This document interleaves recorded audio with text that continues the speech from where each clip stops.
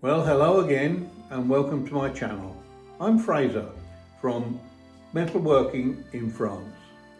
Hope you enjoy my videos. I've got a little project here today where I've got to use this rotary table on the milling machine.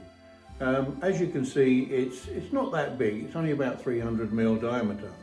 And the job I've got to put on it later on, which I'll show you in a future video, it's too big. Well, it's bigger than the round table itself. It's about 350mm diameter. So to centralise it, I've got to make a mandrel that fits into the hole in the middle here, so that I can then centralise the piece in the middle, and then I'll work from that as a datum rather than working from the outside diameter, which I would normally do. Okay, so follow me in this video and you'll see how this progresses. Okay. So the first stage in this job is to turn the end of it down. I'm using a 25mm bar.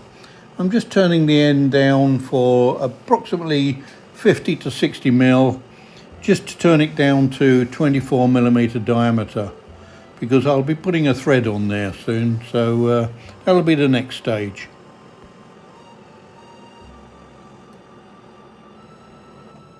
So here I'm putting on the thread on the end of the bar.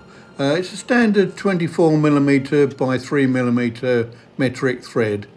I tend to do this on the lathe anyway because it's easier in a lot of ways rather than using a die stock. It's easier. It's better to get it square. With a die stock you can run off at funny angles and it doesn't look very nice. So this keeps it square and it cuts a nice thread.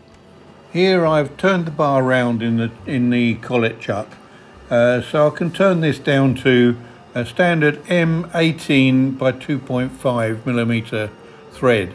I will screw cut most of this, but then I'll just run a die stock down it just to clean up the thread. This is the bit that actually screws into the rotary table itself. So it's not too drastic, but it's really just a smaller thread so that it can screw into the table. So it's again a bit of a long drawn out process, but you'll see me run the die stock down in the next little bit, and that'll be okay. You'll see that okay. So here I'm using the Coventry die head just to clean the thread up. It's a bit easier doing that. The bigger thread on the other end, I needed to put that on with the machine. Basically because the die stock is a lot bigger and it's a bit more difficult to control. This one's nice and easy. It just sits in the Coventry die head and it rolls down quite nicely, keeping it nice and square and giving me quite a nice thread. So that's not too bad. That'll sort out quite nicely. Well, here I'm turning the taper on the shaft. Basically because the rotary table has the hole in it is tapered. Similar to a Morse taper, it's actually 2 degrees. So I've turned the tool head to 2 degrees. I've got to wind this thing manually, so it takes quite a while to run through. I've put a centre in because it's obviously sticking out of the lathe quite a long way. I did put a centre drill in the end first, and then I've got the running centre in it just to keep it nice and square. So yeah, that's coming on quite nicely. It takes quite a long time, as I say. I've got to feed it manually, so it does take quite a while to machine something like this, and I can't do it too quickly because really I like to get quite a nice finish on it. Otherwise there's not much point in having a taper on it. If it's not a good finish, then the taper won't bind in at all. So it needs to be a fairly smooth finish. I will run a bit of emery cloth over at the end, but you won't see me do that. That's cheating really, but still, we all cheat a little bit now and then, don't we?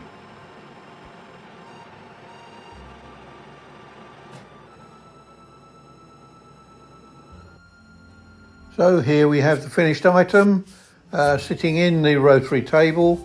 There's a big nut sitting on there as well. I'll just wind that on quickly that will clamp the job there, well, the workpiece down when I finally put it on the rotary table to machine it. Well, here you can see I have the mandrel in position, all ready to take the part.